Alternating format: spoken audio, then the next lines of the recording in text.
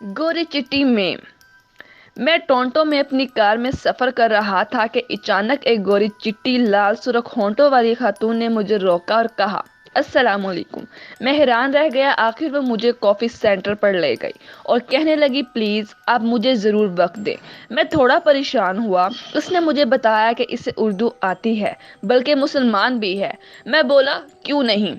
پھر گفتگو کا آغاز کچھ اس طرح ہوا کہ مجھے بولنے کا موقع کم اور سننے کے لیے تمام قوت اور توانائی کو یکجا کرنا پڑی۔ وہ کہنے لگی دیکھو میں مسلمان ہوں لیکن تم اسلام کے ٹھیکیدار پاکستانی مسلمانوں سے کہیں بہتر ہو۔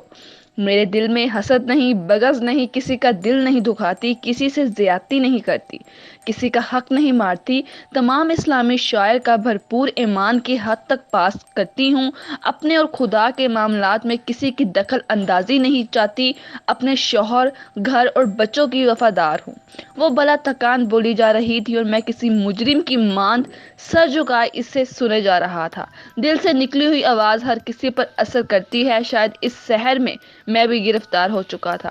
وہ کہنے لگی مجھے اسلام قبول کیے ہوئے 34 برس ہو گئے ہیں، میری عمر 50 برس ہے۔ اس نے بتایا کہ 17 سال کی عمر میں اس نے ایک پاکستانی نژاد نوجوان ابرار سے شادی کی تھی جو کہ ان کے ہاں ملازم تھا۔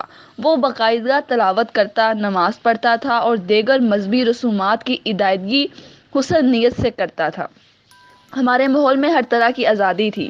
نہ معلوم وہ کسی مٹی کا بنا تھا، اس پر کسی بات کا اثر نہیں ہوتا تھا۔ اس نے کہا کہ میں بتانا بھول گئی کہ میں جرمن ہوں اور حقیقت میں نسلاً یہودی تھی۔ ماں اور باپ کی اکلوتی اولاد تھی۔ میرے اصرار پر وہ مجبور ہوئے اور میری شادی ابرار سے کر دی۔ میرے ماں باپ نے بہت زور لگایا کہ ابرار اپنا مذہب تبدیل کر لے لیکن تمام کوششیں راگاں گئیں۔ وہ ٹس سے مس نہیں ہوا۔ میں نے شادی کے 4 سال بعد اسلام قبول کیا۔ مجھے روایتی مسلمان نہیں بننا تھا، لہٰذا میں نے جامعۃ الزہرا مصر سے کئی اسلامی کورس بھی کیے، انہیں سمجھا، پڑھا اور مکمل طور پر کائنات کے اکلوتے سچ پر یقین کرتے ہوئے ایمان لے آئی۔ ابرار میرا شوہر بنیادی طور پر کم اور گور خاموش طبیعت کا انسان تھا۔ پہلے ہم فرانس منتقل ہوئے، پھر کوئی 11 سال تک برطانیہ رہے۔ خدا کی قدرت دیکھیں کہ شادی کے 17 برس گزر گئے لیکن ہم اولاد سے محروم رہے۔ ہر طرح کے علاج ملاج کروائے لیکن کوئی نتیجہ نہ نکلا۔ ابرار کبھی مجھے پاکستان نہیں لے کر گیا، بقول اس کے کہ گھر والے مجھے قبول نہیں کریں گے، وہ بہت سخت اور ہٹ دھرم قسم کے لوگ ہیں۔ میں نے کبھی اصرار نہیں کیا۔ کچھ عرصے بعد ہم مراکو بھی رہے اور ایک حلال فوڈ چینی کو وہاں سے بیٹھ کر چلاتے رہے۔ ہمارا کاروبار پھیلتا گیا اور ہم دونوں میاں بیوی ہر طرح کی نعمتوں کو پا کر خوش تھے۔ ایک ملال تھا کہ کاش ہماری بھی اولاد ہوتی۔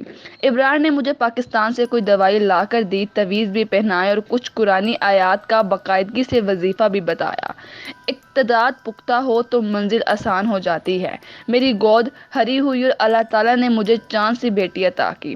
پھر 2 سال کے بعد دوسری اور تقریباً 5 سال کے بعد تیسری بیٹی میرے آنگن میں آن کھیلنے لگی۔